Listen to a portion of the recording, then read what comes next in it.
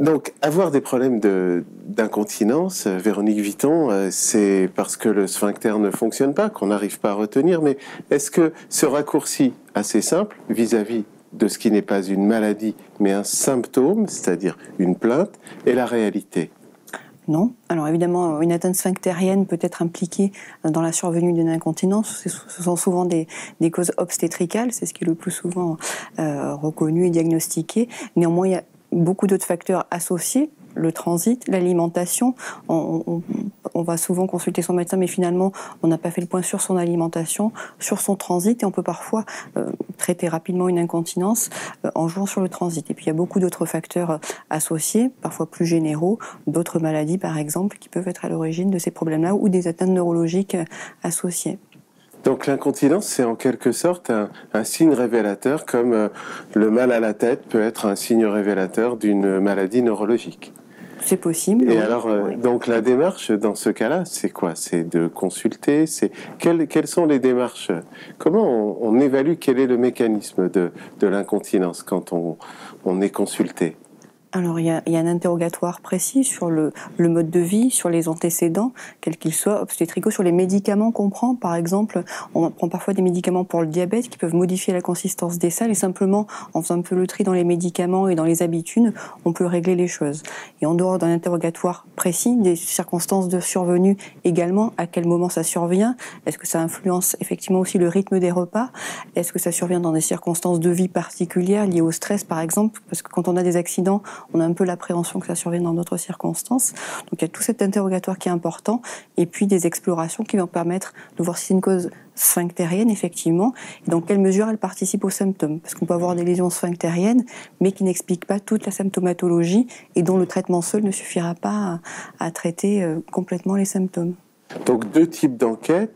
L'enquête qui va essayer d'expliquer pourquoi on a un accident d'incontinence à tel moment de la journée, oui.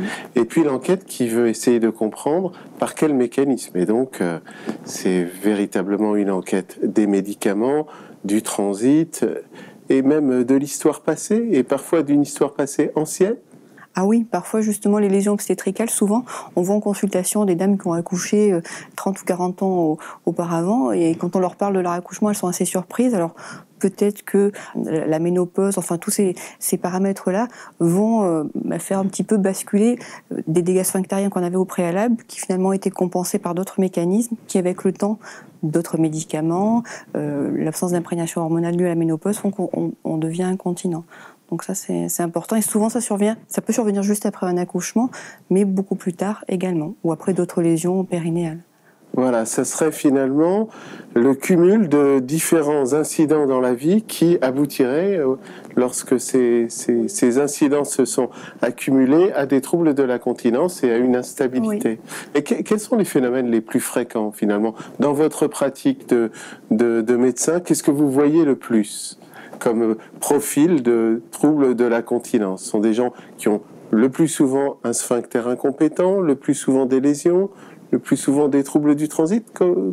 Est-ce qu'il y a un profil type? Non, il y a des catégories de patients, et tant mieux, parce que ça permet d'avoir des traitements pertinents à adapter à chaque catégorie de patients, et de mélanger aussi les différentes thérapeutiques.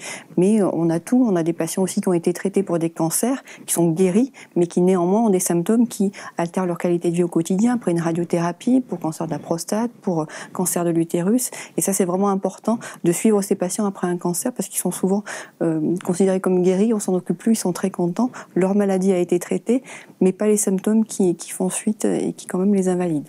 Donc il y a tous les profils de patients, avec une prise en charge aussi psychologique et un soutien, parce que souvent ça a des conséquences sur la vie sociale qu'on ne prend pas en compte, et il faut aussi associer toute cette prise en charge. D'accord.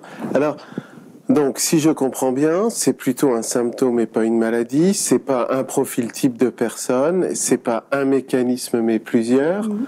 Ça doit être drôlement long, une première consultation de malade qui souffre de l'incontinence. Ça peut prendre du temps, mais on est là pour ça.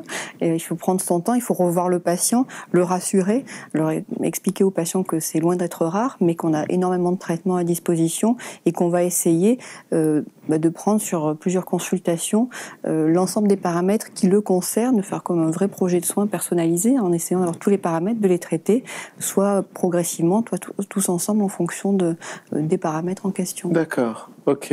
Alors si je dois venir vous voir pour une première consultation, parce que je souffre de troubles de la continence, il faut que je réunisse, je retrouve mon carnet de santé, que j'amène mes ordonnances, que je liste toutes les interventions que j'ai eues. C'est utile pour vous? Ça peut être utile, oui, effectivement, si vous avez eu des interventions au niveau du périnée, du rectum, de la prostate ou autre chez la femme. Après, on se débrouille toujours comme dans toutes les consultations. Les médicaments, c'est vrai que c'est important parce que certains sont indispensables, d'autres... on peut modifier la molécule et améliorer les symptômes assez facilement. Ça arrive au quotidien et on règle les symptômes très facilement. Et alors, si je viens avec mon petit paquet, est-ce qu'un calendrier de mes accidents d'incontinence vous aide aussi? Ça pourrait être utile, oui. Alors, d'abord, on peut chiffrer la sévérité de votre incontinence, enfin l'évaluer en fonction de la nature des pertes, par exemple aussi. Est-ce que ce sont uniquement des pertes de gaz, de sel liquide, de sel solide? La fréquence des épisodes, parce qu'en fonction de ça, le type de traitement ne sera pas forcément le même. On a différents paliers de traitement et on vous proposera des choses différentes. Et puis la consistance des sels est importante. Si vous perdez des sels liquides, parfois simplement en modifiant la consistance des sels, c'est une des premières étapes du traitement, on peut améliorer en régularisant le transit très simplement les symptômes. Donc des outils très simples, mais finalement une approche assez large.